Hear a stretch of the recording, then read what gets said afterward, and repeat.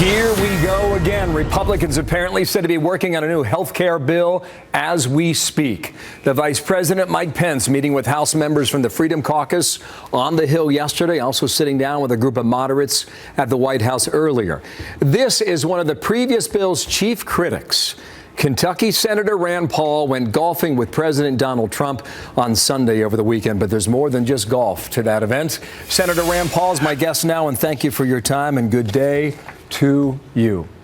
Thanks, Bill. Thanks for having me. My understanding is 7 hours you spent together with the president on Sunday. It's a long time. You met with members of the Freedom Caucus yesterday. Is this back from the dead, Senator? Yes or no?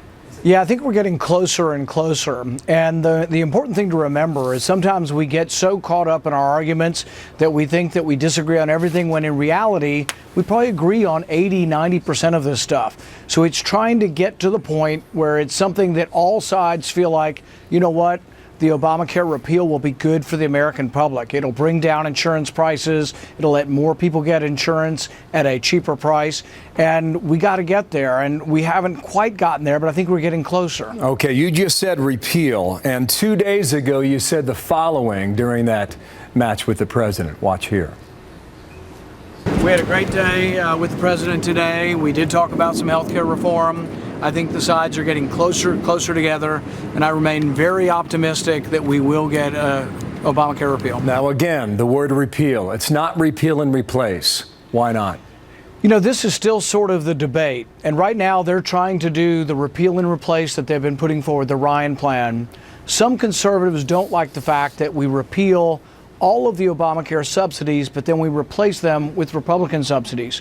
The idea that I've offered to the president and others is, if you have to have some subsidies in place, simply leave the underlying law, which is part of Obamacare, some of it in place. So I would repeal 100% of those subsidies, but maybe the moderates want to repeal 80%. We split the difference and we repeal 90%. So the subsidies stay and you scale them back and you garner more votes. That's your strategy. That's how I hear it. And part of the strategy, though, is that conservatives don't have to affirmatively vote for a new entitlement program. We just acknowledge we're not getting 100% repeal. And I think that's a more acceptable compromise to both sides. Did the president like that idea on Sunday? Well, you know, I think they're still opting for trying to get the Ryan plan through. And it may work. But I told them if it doesn't get through, that thinking about it in a different way, instead of thinking about it that we repeal everything but then replace it with Republican federal government programs, why don't we just acknowledge let's repeal 90% of it and that some of it remains, even though we don't want that to happen among the conservatives. I did not hear a yes in that answer. We'll leave that go for now. But we're not quite there. We're getting closer. You said you were very optimistic. I take it you would still use that phrase today, correct? Yes. Okay. On Susan Rice now. Why would she want the names on the Trump team? I see no legitimate reason for her to be searching a database and unmasking people. I think that for years, many of us, civil libertarians, people on the right and the left, have been warning that we're collecting too much data on Americans. Millions of Americans' data and phone calls are in this data bank. We should not let political figures search this data bank for political purposes or for any kind of personal purposes. Should the White House, Republican or Democrat, be allowed to listen to legislators' phone calls? This is a real separation of powers issue, and it shouldn't be happening. Well, I know you want her to testify. This is the first shot you fired yesterday on screen. Smoking gun found. Obama pal and noted Assembler Susan Rice said to have been spying on the Trump campaign. You told President Trump on Sunday that this could probably be very explosive. The words you used from yesterday in describing this in Washington. Why'd you say that?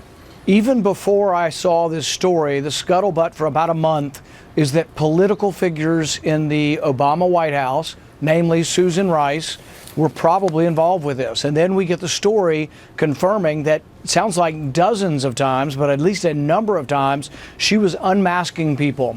And realize that when they do the unmasking, they're reading a transcript and they already kind of know who it is. So you can actually read the transcript and know who it is. We should not be recording the phone calls of the president, the national security advisor, of members of Congress, and letting thousands of people in the intelligence community read these. This is a terrible idea, and it is prone to abuse. Did President Trump ask you about that on Sunday? He didn't, but I brought it up, and he mentioned nothing about it. But I mentioned to him that I think that the fact that there could be a political figure in the Obama administration that was purposely searching a database looking for Trump officials, I think confirms exactly what the president said when he said that the Obama administration was doing something nefarious with regard to surveillance on his transition team. And it sounds like they were. For now, we have to leave it there. We'll talk again. Rand Paul, thank you, the Republican from Kentucky. Thank you, sir.